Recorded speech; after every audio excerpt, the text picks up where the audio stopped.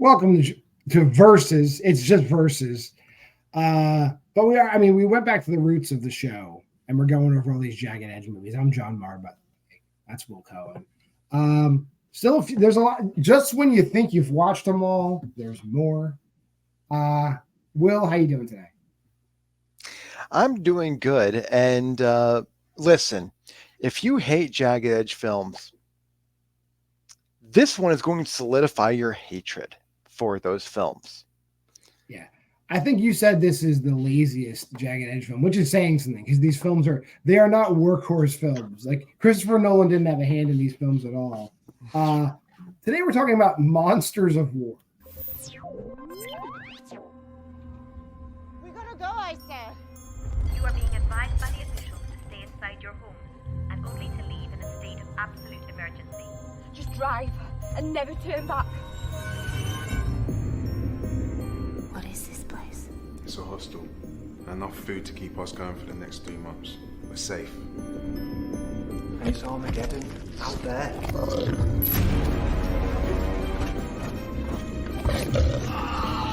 Are you all okay in here? We're fine.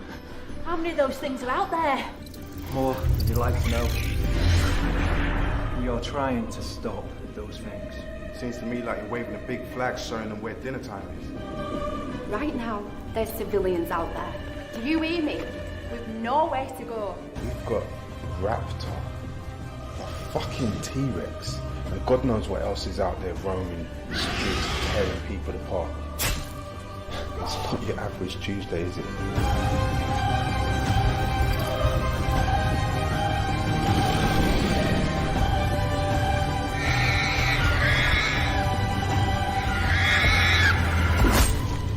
And Armageddon is upon us, for we have sinned.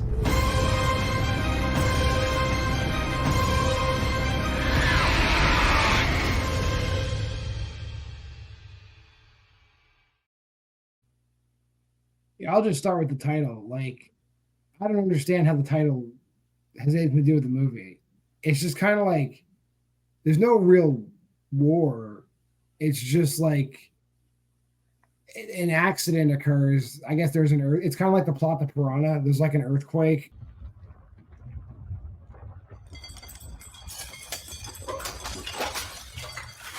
And then that just lets loose monsters on the English countryside. And then this is kind of just like a cross section of nonsense. Yeah. So the reason why I said this is the laziest film is because this film literally should have just been called The Afterthought. This movie steals creatures from 3 different Jagged Edge films at least. This film steals plots from at least 4 different Jagged Edge films. This film has literal scenes and locations. We literally saw the fucking cave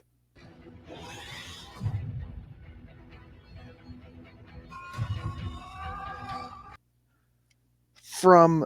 It came from below. It's the same cave. From below. It's literally the same goddamn cave. It's the house from it's the house from Dinosaur Hotel. It's the cave from below. Yes. And it's the same cast, the same military people, the same costumes. They steal literally everything. So it's like, okay, I am more than convinced all of these films are just filmed over a weekend and they just said, hey, we already have all of these things. Why not just take one extra day, hammer out a script from all of these different films? They didn't even write a script. They just copy and pasted a bunch of shit, changed the names, and they literally put out a film. But it has the spirit of that too, where you don't care about these characters even in the slightest. Even for Jagged Edge, usually there's something kind of driving the film. There's nothing driving this film at all. Yeah, I don't understand the motivation of any of the characters. I mean, what a sentence. There's like an earthquake, and Chrissy Wonna's character, she has her 2 kids because apparently in real life she couldn't find a babysitter, so she dragged them along to another movie shoot. These kids can't act. Dad will wonder where we are, Mum. I'll take care of him. Why can't you ever speak to one another about anything? Why does it have to be like this? Abuse. Yeah, these kids can't act. They can't. They are bad child actors. They are worse than the worst public access commercial child acting you've ever seen. And even though they're in a house where they are safe, We're leaving. they decide to get in a car and drive fuck knows where.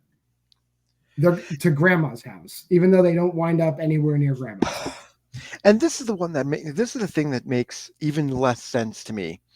Alone, this is where shit just gets really off the rails for me, because literally in the conversation, it bobs and weaves so quickly. Where it's like, "Oh, you have to come. You have to come."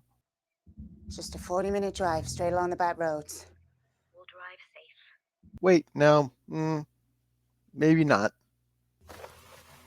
You are being advised by the officials to stay inside your homes and only to leave in a state of absolute emergency.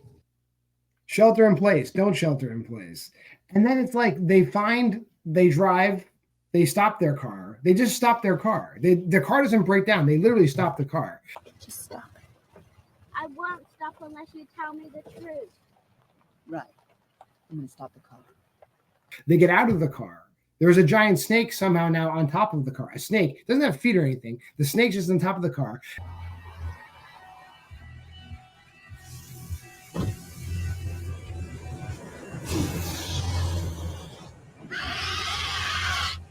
And instead of getting immediately back into the car, they do the shittiest running, like run, cry, run, stumble, run, cry, running I've ever seen.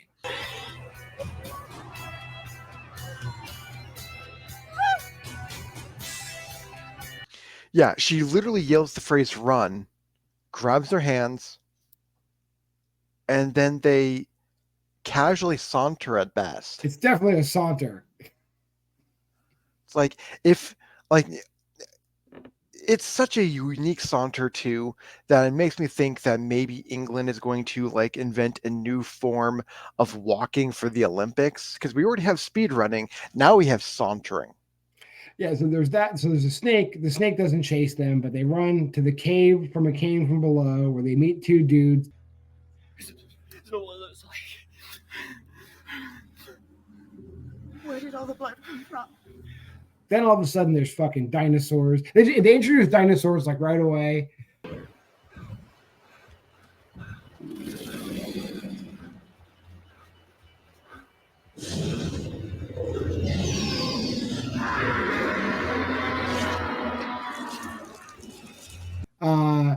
They kill one of the dudes. They go in the cave. Then it's like the weird insectoid creatures.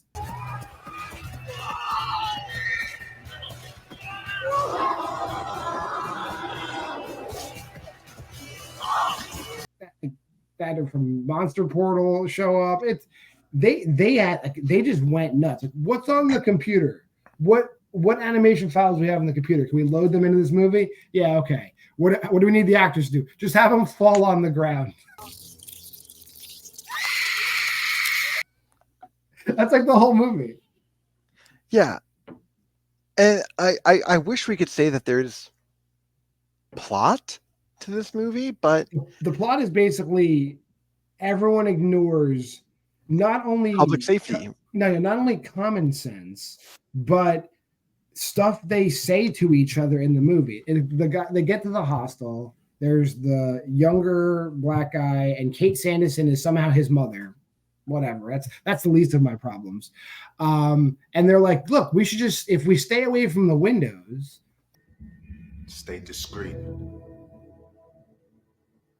Stay away from them windows. All of these monsters outside won't even know there's anybody in the building. And literally the next scene, they're all just in front of these gigantic sliding glass doors. Like, Oh, come on.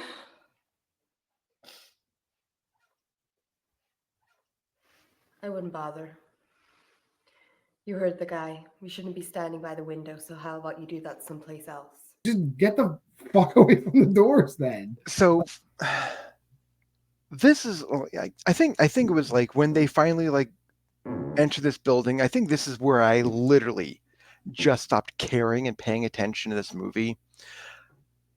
For one scene only. For one moment.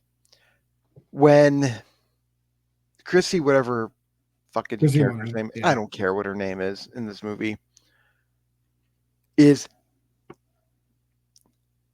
pulling on a push door.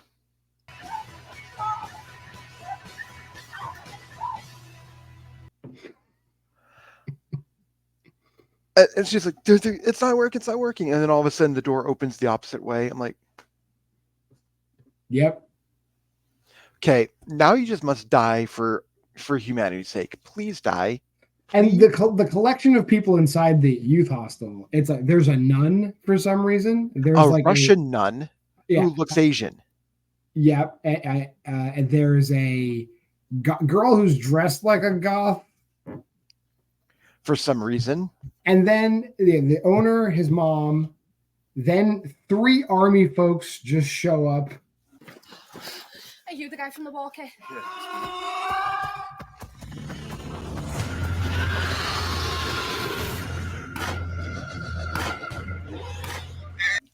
It's like random. It's like, what costumes we got? Okay, you're soldiers. And then what, like a giant spider scorpion thing chases them. There's a dragon.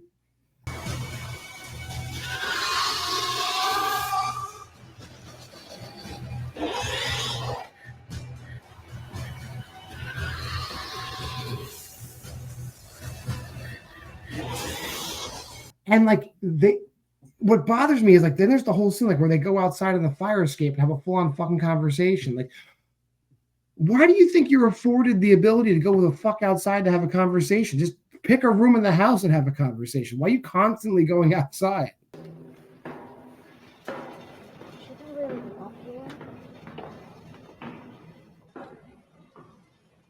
we're careful, there shouldn't be any harm. Yeah. None of this shit makes any sense whatsoever. But yeah, the cars never break down, but they act like they're trapped in the house. The cars are never broken down. No. Yeah. And so it's like if they're truly in danger, like these things don't fly. They clearly don't run. So it's like clearly their little like equivalent to a Buick would be able to like outrun these things very quickly. And somehow they're trapped. Like they don't even have GLaDOS like threatening to blast them into Kingdom Come if they leave the hotel. Why is this happening? I would say the best way to describe this movie is it's The Mist without the second T. It's just The Mist. The entire movie is The Mist. So yeah, some people get picked off. Some people sacrifice themselves for no fucking reason.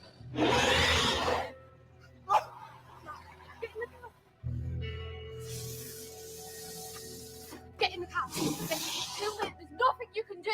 Get in the car. And then they just decide to get back in the car and they fucking drive away. That's the whole movie. Just drive and never turn back.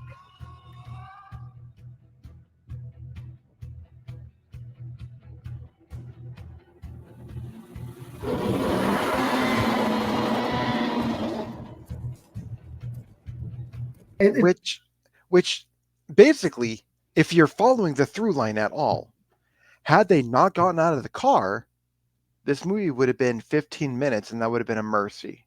Yeah. So the car doesn't break down. They just get out of their car. They go through the cave. They go to the house. They stay in the house. Half the people in the house die. And then they drive back to their car, get back in their car and drive away. And that's Monsters of War. Literally. We haven't even hit the 15-minute mark. That's all we have to talk about the film. I'm going to reiterate. I'm glad this movie was made in 2021. I think this might be one of the last times we saw. Actually, no, I think Dinosaur Hotel 2, we saw Chrissy want his kids again. And then I think she stopped putting them in movies, which was smart. I guess they were old enough to, where the daughter could babysit the son, which is good. I'm pretty sure they became emancipated youth at that point. Yeah, maybe.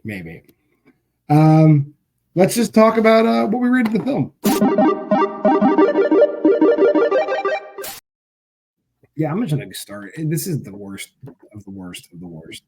It's exactly like Will described it. It's like they had some animations saved on the computer, costumes that didn't need to be returned yet. They still had rented that building with the COVID signs all over the outside of it. And the actors were still around. So they just literally just jammed together a nonsensical, was this like 82-minute movie? And that's that. So half star for just, you could have not done this. You could have just not done it. Pretty much. While half star is still reserved for like films that just completely offend my senses, like, hey, let's make a film that says it's okay to rape. No, we didn't do that. But I still just gave this 1 star, if only because it's really weird to know that ChatGPT was around in 2021. But it's very clear that someone just threw every single Jagged Edge film into ChatGPT, told to write a script, and very clearly made that with all the animations intact too.